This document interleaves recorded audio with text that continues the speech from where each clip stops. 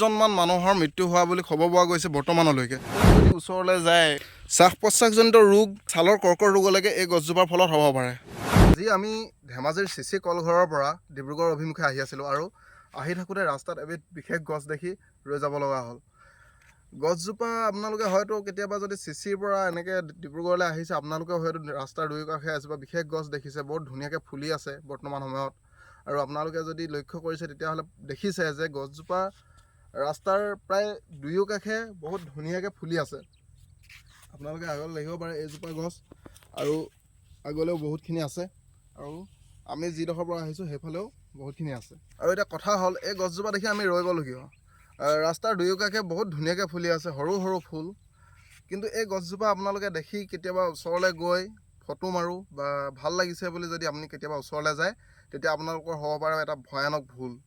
এই ফটোকপি আপোনালোকৰ জীৱনলৈ মাতি আনিব পাৰে এটা ডাঙৰ বিপদ। কথা হ'ল, এই গছজোপাৰ নাম হৈছে আচলতে পাৰ্থেনিয়াম, যিটো আপোনালোকে যদি ফেচবুকত এক্টিভ তেতিয়াহ'লে হয়তো দেখি আছে, সেইদিনাখনি যথেষ্টভাৱে চৰ্চাত আছে এই গছজোপা। এই গছজোপা অতিকে বিষাক্ত আৰু ইয়াৰ মূলটো হৈছে মানে আপোনাৰ প্ৰথম আহিছিলে মেক্সিকোৰ পৰা আৰু বৰ্তমান গোটেই পৃথিৱীতে বিয়পি পৰিছে আৰু যথেষ্ট সমস্যাৰ সৃষ্টি কৰিছে। যিখন পথাৰত এই গছজোপা থাকে 40% মানলৈকে এই গছজোপাৰ প্ৰভাৱত শস্য উৎপাদন কমে। তাৰোপৰি যদিহে সেই পথাৰখনত গৰু ম'হ ছাগলীয়ে যদি চৰে, তেতিয়াহ'লে গৰু ম'হ ছাগলীৰো বদ হজম বা এনেকুৱা ধৰণৰ বহুত জ্বৰ বা তেনেকুৱা ধৰণৰ বেমাৰ আজাৰ দেখা দিব পাৰে। আৰু আপুনিও যদি ওচৰলৈ যায় শ্বাস প্ৰশ্বাসজনিত ৰোগ, ছালৰ কৰ্কট ৰোগলৈকে এই গছজোপাৰ ফলত হ'ব পাৰে। গুটিটো যথেষ্ট সৰু এই গছজোপাৰ, আৰু এই গছজোপা মাত্ৰ 3 পৰা 4 মাহ জীয়াই থাকে। কিন্তু এই 4 মাহ সময়ৰ ভিতৰতে প্ৰায় 3 বাৰমান ফুল ফুলি গুটি লাগে, আৰু সেই গুটিটোৰ পৰাই যথেষ্ট আচলতে বিষক্ৰিয়া হয়। আৰু দেখিবলৈ পোৱা গৈছে যে এই ৰাস্তাটোত এতিয়া বৰ্তমান যথেষ্ট পৰিমাণে বংশবৃদ্ধি হৈছে এই গছজোপাৰ। কিন্তু ওচৰ পাজৰৰ মানুহবিলাকৰ কাৰণে ই এটা সমস্যাৰ যে সৃষ্টি নকৰিব তেনেকুৱা নহয়, হয়তো অনাগত দিনত ই এটা বহুত ভয়ানক ৰূপ ল'ব পাৰে আমাৰ চাৰিওফালে। আৰু এই গছজোপাত আচলতে এটা বহুত বিষাক্ত কেমিকেল পোৱা যায়, যিটোৰ নাম মই লিখি দিছোঁ তলত। পুনেতে এই গছজোপাৰ ফলত 7জনমান মানুহৰ মৃত্যু হোৱা বুলি খবৰ পোৱা গৈছে বৰ্তমানলৈকে।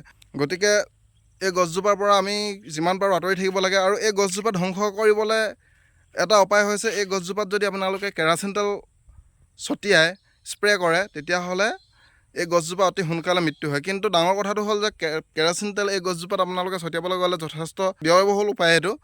আৰু তাতকৈ অলপ কম খৰচী উপায়টো হৈছে, যদিহে আপোনালোকে 3 পৰা 4 লিটাৰ বা 5 লিটাৰমান পানীত 1 কেজিমান নিমখ মিলাই এই গছজোপাত স্প্ৰে কৰে, তেতিয়াহ'লে 3 পৰা 4 দিনৰ ভিতৰত গছজোপা মৃত্যু হ'ব। আৰু এইটো কৰিবলৈ যাওঁতে আপোনালোকে স্প্ৰে কৰিবলৈ হ'লে ভিতৰত সোমাব লাগিব, আৰু যিডোখৰত এই অপতৃণসমূহ আছে তাত সোমাওঁতে যথেষ্ট সাৱধান হ'ব, কাৰণ এই গছজোপা কিমান ভয়ানক সেই কথাটো মই ইতিমধ্যে আপোনালোকক কৈছোঁ।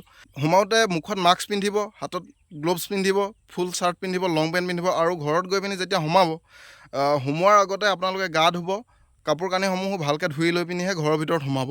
গতিকে ৰাস্তাত আহি থাকোঁতে এই গছজোপা দেখি আপোনালোকক এই কথাকেইটা জনাওঁ বুলি ৰৈ দিলোঁ। আপোনালোকেও এই গছজোপা দেখিছে নেকি কমেণ্ট কৰি জনাব। আৰু আপোনালোকে যদি এইফালে আহিছে কেতিয়াবা ধেমাজিৰ চিচি কলঘৰৰ পৰা ডিব্ৰুগড়ৰ এই যিটো ৰাস্তা, এই ৰাস্তাটোত যদি আহিছে কেতিয়াবা, তেতিয়াহ'লে আপোনালোকে দুই কাষে দেখিব ৰাস্তাটো এই গছজোপা। আৰু আহিছেনে নাই আপোনালোকে কেতিয়াবা কমেণ্ট কৰি জনাবচোন।